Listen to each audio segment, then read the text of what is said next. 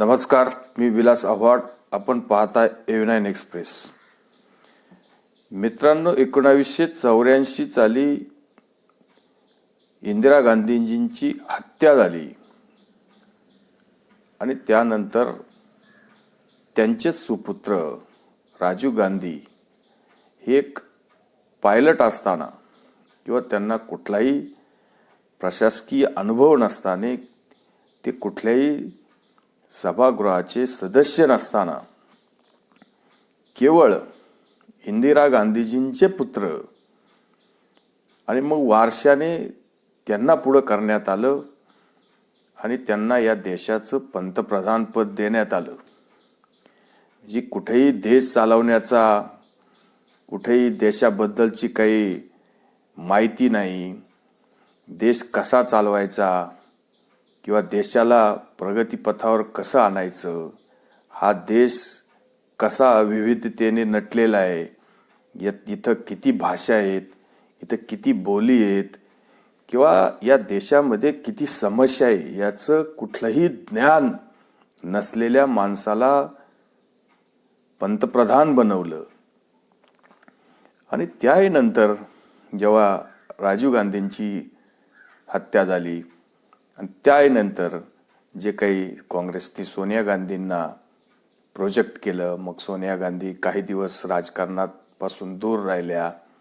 मग नंतर त्यांनी काँग्रेस अध्यक्षपद स्वीकारलं आणि त्यांचे भाषणं सुरू झाले. मग त्यांनी असं म्हणायचं की मी तुमच्या समोरच या देशाची बहू झाली, तुमच्या समोरच विधवा झाली.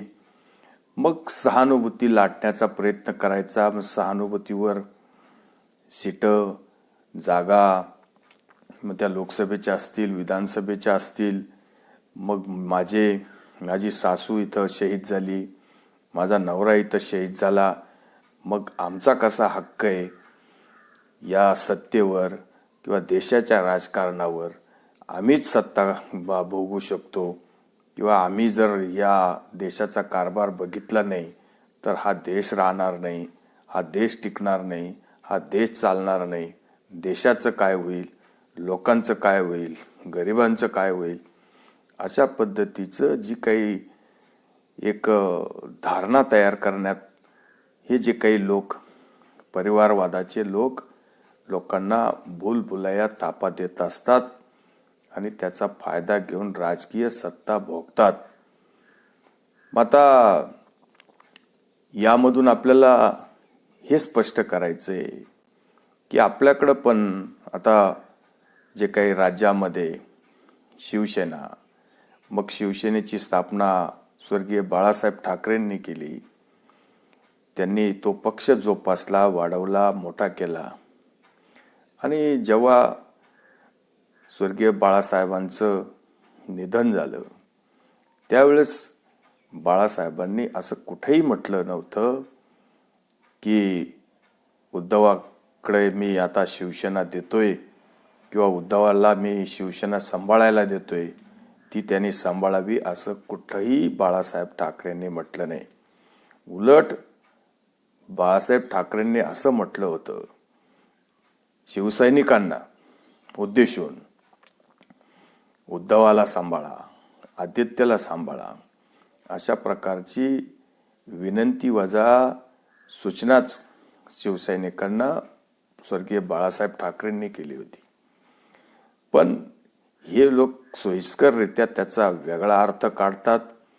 मग बाळासाहेब गेले, मग बाळासाहेबांनंतर उद्धवानंतर मग आदित्य, मग आदित्यनंतर त्यांचेच येणारे जे कुणी असतील ते.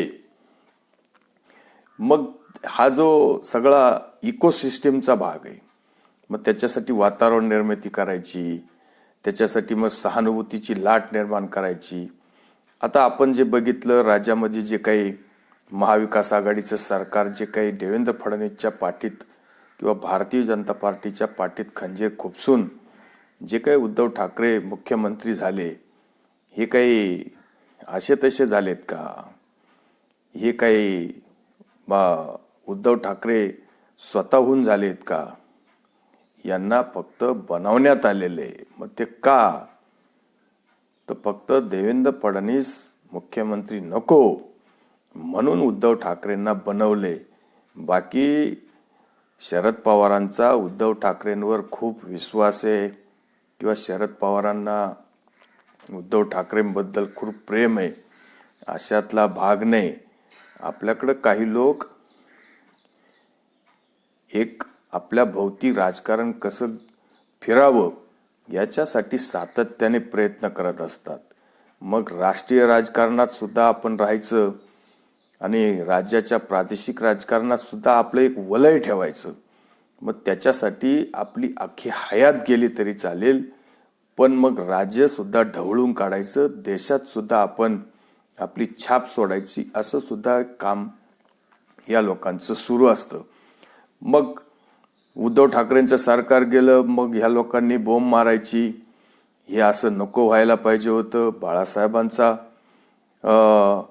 पक्ष होता, तो बाळासाहेबांनी उद्धवकडे सोपवला होता. मग तिची फार मोठी गद्दारी आहे. लहान मुलं पण सांगू शकतील की शिवसेना कोणाची होती, ही बाळासाहेबांची होती. मग नंतर ती उद्धव ठाकरेंची झाली. म्हणजे जसं काय आपण जे काही ग्रामीण भागामध्ये जे काही आपण म्हणतो की याचा वारसदार तो, त्याचा वारसदार तो, या सगळ्या गोष्टी आपल्याला समजतात की आपण मग वडील गेल्यावर मुलगा, मुलगा गेल्यावर त्याचा मुलगा, ह्या सगळ्या गोष्टी, इस्टेट ही प्रायव्हेट प्रॉपर्टी ठीक आहे. पण जेव्हा तुम्ही एखादा पक्ष चालवतात आणि तो पक्ष तुम्ही एक संघटन किंवा सामाजिक संघटन नाही आहे तुमचं, या पक्षाद्वारे तुम्ही राज्याची, देशाची संपत्ती आणि त्याचा प्रशासक, मग तो पंतप्रधान असेल किंवा राज्याचा मुख्यमंत्री असेल, त्या प्रशासक म्हणून तुम्ही जेव्हा बसता तेव्हा तिथं तुम्ही वारसाने आणि तुम्हाला किती ज्ञान आहे, तुम्ही देशाचा किती विकास करणारे, राज्याचा किती विकास करणारे, ह्या सगळ्या गोष्टी येतात. त्यामुळं आता पब्लिक लाईफमध्ये या सर्व गोष्टी जेव्हा तुम्हाला फेस करायच्या आहे त्यावेळेस अशा पद्धतीने तुम्ही फक्त वारशाने आणि सोन्याचा चमचा घेऊन जन्माला आले म्हणून तुम्ही आता देशाचे पंतप्रधान किंवा राज्याचे मुख्यमंत्री होऊ शकत नाही. त्याच्यासाठी तुम्हाला तपश्चर्या करावं लागेल, काम करावं लागेल. राज्यासाठी असेल, देशासाठी असेल, विकासाचं काम करावं लागेल. देशामध्ये तळागाळामध्ये लोकांना ज्या काही सोयी सुविधा ह्या 75 वर्षामध्ये मिळाल्या नाही, आज सुद्धा काही लोक वंचित आहे. मग अशा वंचितांपर्यंत, शोषितांपर्यंत या सगळ्या योजनांचा लाभ मिळाला पाहिजे. की निव्वळ रडारड करायची आणि आमच्यावर अन्याय झाला, आमचा पक्ष चोरला, आमची पक्ष चिन्ह चोरला, आमचं बाप चोरला, मग आता तुम्ही तुमच्या बापाच्या नावं लावा, आमचा बापाचं तुम्ही फोटो कशाला लावता. या सगळ्या गोष्टी आपण आता ऐकून ऐकून आपण सुद्धा कंटाळलेलो आहे. पण आपल्याला यातून हे सांगायचं आहे की देश कोणासाठी थांबत नाही. रामकृष्ण हरी किंवा रामकृष्ण पण आले गेले, पण देश थांबला नाही. इंदिरा गांधी गेल्या, राजीव गांधी पण गेले, अजून अनेक लोक गेले, पण देश आहे तसाच आहे. आता असं समजायचं नाही की एखादा माणूस फक्त पंतप्रधान होण्यासाठी जन्माला आलाय किंवा एखादा माणूस फक्त मुख्यमंत्री होण्यासाठी जन्माला आलाय. त्याच्या घरात फक्त मुख्यमंत्री जन्माला येतो किंवा एखाद्याच्या घराण्यामध्ये फक्त पंतप्रधान जन्माला येतो, जी अशी धारणा लोकांची होती.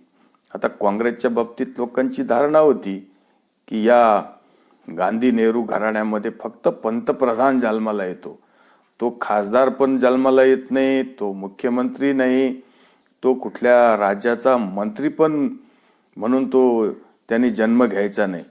त्याने त्या घरामध्ये जन्म घ्यायचा, तो या देशाचं पंतप्रधान होण्यासाठी जन्म घ्यायचा. अशा प्रकारची अंधश्रद्धा सुद्धा काँग्रेस जनांनी पसरवली होती.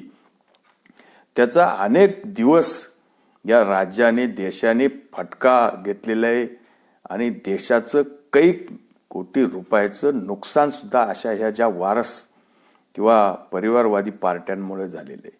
आता पंतप्रधानांनी 2 दिवसापूर्वी जे काही नाशिकमध्ये सुद्धा कार्यक्रमात बोलताना सांगितलं की ह्या प्रादेशिक पक्ष आणि हे परिवारवादी पार्ट्या यांनी देशाचं अक्षरशः वाटोळं केलेलं आहे आणि या जोखडातून देश बाहेर आला पाहिजे, ही गोष्ट सुद्धा अतिशय महत्त्वाची आहे.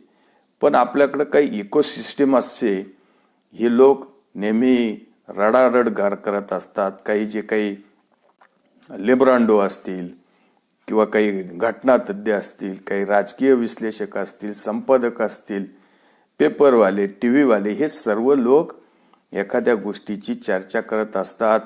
त्यामध्ये हे जाणते राजे शरद पवार यांनी पण उलटपालट चर्चा करायची, यांनी सुद्धा कोंबडं झाकून ठेवायचं आणि आपलं बाकी सांगायचं नाही. आपण कशा पद्धतीने गद्दाऱ्या करून आपला पक्ष पण ह्या गद्दारीच्याच सगळ्या वैशिष्ट्यातून जन्माला आला होता. काँग्रेसबरोबर आपण गद्दारी केली, राष्ट्रवादी निर्माण केली. त्याच्या अगोदर सुद्धा काँग्रेसबरोबर आपण गद्दारी करून जे काही वसंतदादा पाटलांचं सरकार पाडलं, त्यावेळेस बाकी आपण स्वतःला गद्दार समजायचं नाही, पण बाकी इतर लोकांना, एकनाथ शिंदे आणि शिंदेंबरोबर आलेल्या लोकांना बाकी गद्दार म्हणायचं. 50 खोके आणि मग एकदम ओके, अशा प्रकारच्या ह्या ज्या काही द्वेषपूर्ण ज्या घोषणा, ह्या शरद पवारांच्या सुपीक डोक्यातून निघालेल्या घोषणा आहे, हे सुद्धा आपल्या लक्षात आलं पाहिजे. पण आता सर्व लोक जाणते झालेत, जाणत्या राजाला सुद्धा चांगलं ओळखतात. हे विष कसं पांगवलं जातं आणि त्यातून कसा फायदा आणि कशी सहानुभूती लाटण्याचा प्रयत्न केला जातो. पण जेव्हा हे शिंदे आणि 40 लोक बाहेर पडले होते, त्यावेळची सहानुभूती आणि आता हा राहुल नार्वेकरांनी दिलेला निकाल, आता काही सहानुभूती, यात जमीन आसमानाचा फरक आहे. सहानुभूती काही आता राज्यामध्ये राहिलेली नाही. त्यामुळं येणाऱ्या काळामध्ये उद्धव ठाकरेंना परफॉर्मन्स द्यावा लागेल, काम करावं लागेल. निवळ स्थगिती मुख्यमंत्री आणि घरकोंबडा मुख्यमंत्री म्हणून जी काही 2.5 वर्ष उद्धव ठाकरेंची ओळख झाली, त्यामुळे उद्धव ठाकरेंचं पुरता पक्ष बर्बाद झालेला आहे आणि उद्धव ठाकरेंना आता नाविन्यपूर्ण काही नवीन काही करता आलं तर करू शकतात. हा राज्य देश नक्कीच त्यांच्या नवीन पावलाची आपण वाट पाहूया. तुर्तच आपण थांबतो. व्हिडिओ आवडला असेल तर लाईक करा, शेअर करा. धन्यवाद.